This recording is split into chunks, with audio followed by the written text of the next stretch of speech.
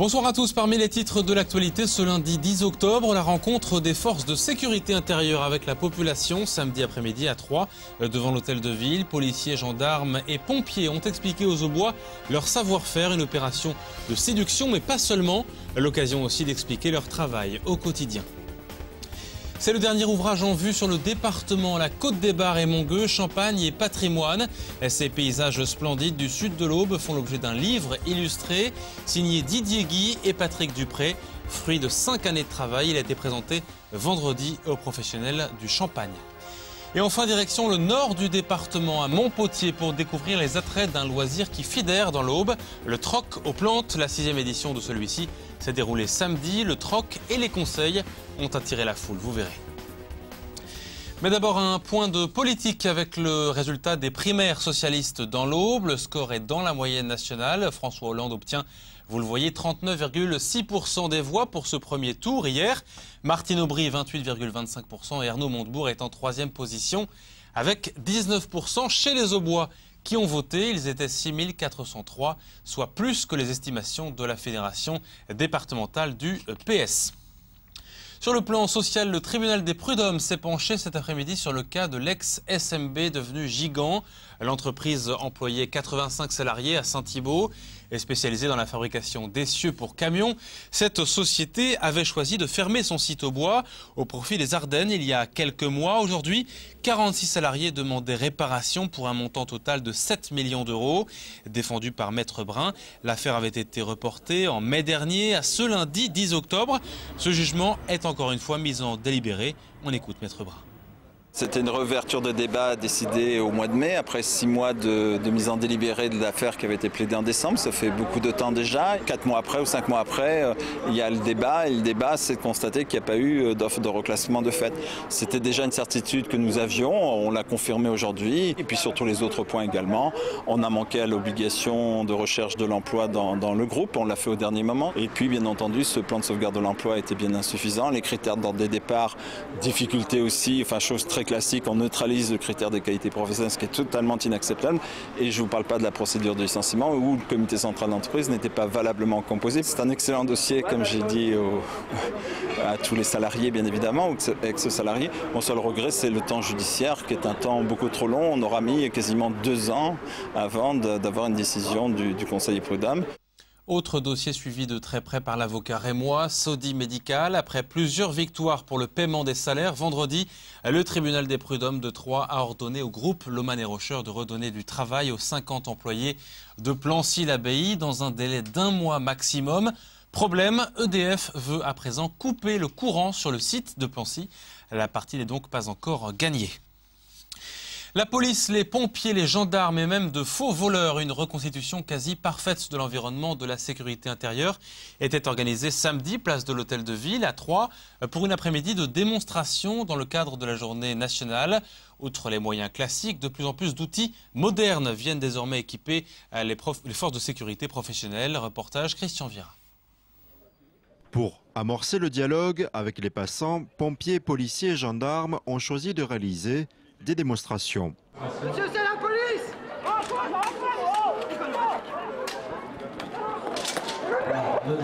La démonstration, c'est très beau, c'est très beau. Et puis on voit du beau travail. Il nous montre comment la police peut nous faire, comment on peut réagir, quoi. Durant un après-midi, ici, près d'une vingtaine d'agents montrent les derniers équipements et évoquent leur activité au quotidien. Donc là, vous êtes en présence d'un caisson qui nous permet de faire de l'entraînement sapeur-pompier en milieu clos. Donc là, c'est une simulation de feu de cuisine. D'ici, par exemple, quelqu'un qui est dans le magasin qui est là-bas, là, je peux le filmer, je peux voir la couleur de ses yeux.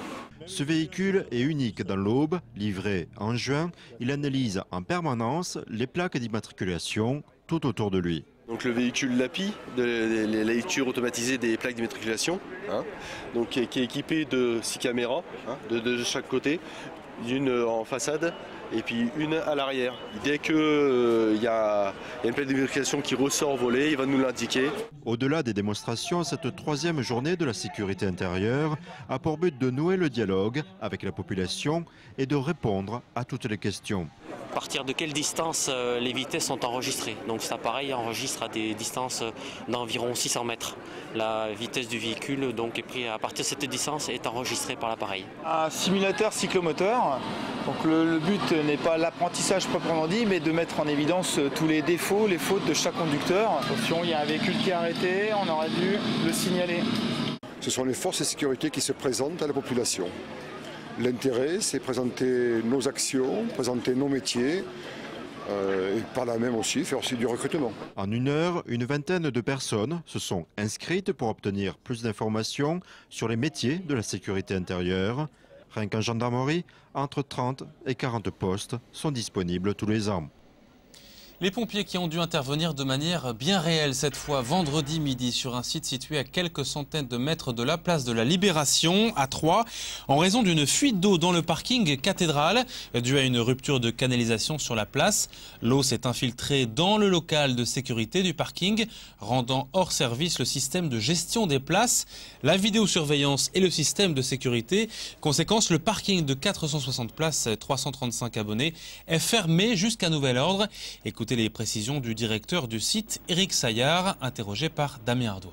En fait, c'est un endommagement de tout ce qui est organes de pilotage, donc tout ce qui est conditions de sécurité, conditions de vidéosurveillance, conditions de contrôle d'accès qui ne sont plus efficientes. Donc on a obligatoirement arrêté le parking. C'est un équipement qui est très important, qui remplit énormément de services et donc on se doit à Troyes-Parc-Auto d'apporter une continuité du service. C'est pour ça qu'on a orienté tous les abonnés dans la mesure de nos capacités d'absorption sur tous les autres parcs. Je ne vous dirai pas que tous les gens sont heureux, parce que c'est quand même des conditions d'exploitation exceptionnelles, mais en tout cas pour l'instant, je dirais, et je croise les doigts, nous avons plutôt des usagers qui se satisfont de la façon dont est gérée la crise, si je puis dire. On a bon espoir que d'ici jeudi, tout sera revenu dans l'ordre.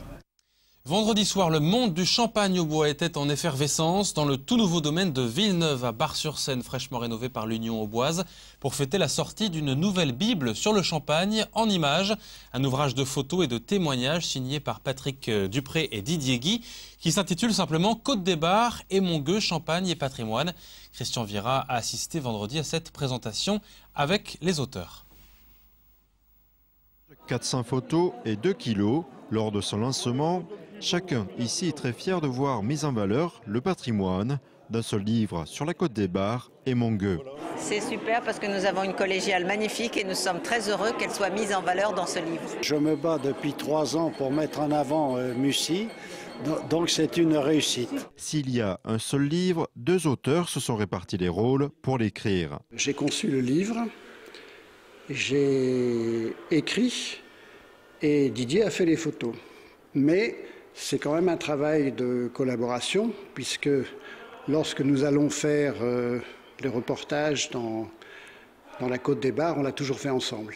Église, maison, paysage, vie quotidienne, il a fallu 5 ans de reportage pour en venir à bout. En ULM ou en randonnée, le photographe Didier Guy a voulu capter l'instant remarquable. On a une nécessité qui est s'ouvrir à l'intuition, ce qu'on appelle l'intuition. Et donc je passais à Fontaine tout à fait par hasard. Et je ne sais pas pourquoi, je me suis arrêté à un endroit qui avait apparemment aucun intérêt, absolument aucun intérêt. Et quand je me suis arrêté, j'ai vu un petit sentier qui partait et j'ai pris ce petit sentier et je suis tombé sur ce site. Je m'y attendais absolument pas. Je sais par expérience, je suis passé plusieurs fois dans les endroits, à un moment donné j'étais satisfait, puis je suis repassé, puis j'ai dit mais non, c'est encore mieux comme ça.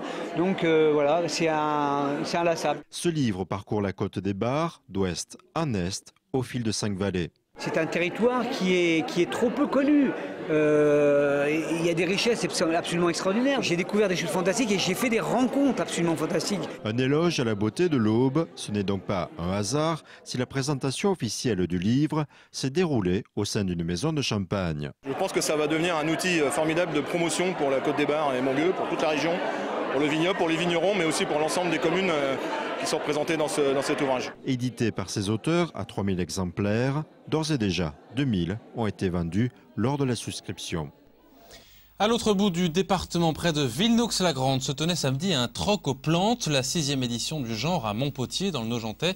Une proposition qui a tendance à fleurir un peu partout dans l'Aube, effet de la crise ou simple passion du jardinage. Toujours est-il que de plus en plus d'habitants, jeunes et moins jeunes, y trouvent leur compte. Christian Vira l'a constaté sur place. Au troc aux plantes, tout est gratuit. Les jardiniers en profitent donc pour remplir les brouettes. Les petits plants sont chers quand même. Hein. Non, mais c'est l'occasion, oui, c'est l'occasion d'avoir des choses pour rien. Ne serait-ce que le petit godet vivace, c'est tout de suite 4 €. Ici, les jardiniers déposent ou prennent des vivaces, des fleurs, des arbres fruitiers. Le choix est immense. Donc celui-ci, il faut le recouper. Celui-là, il faut le retailler. D'accord. Bon, alors tu veux le faire? Enlever les fruits, pareil.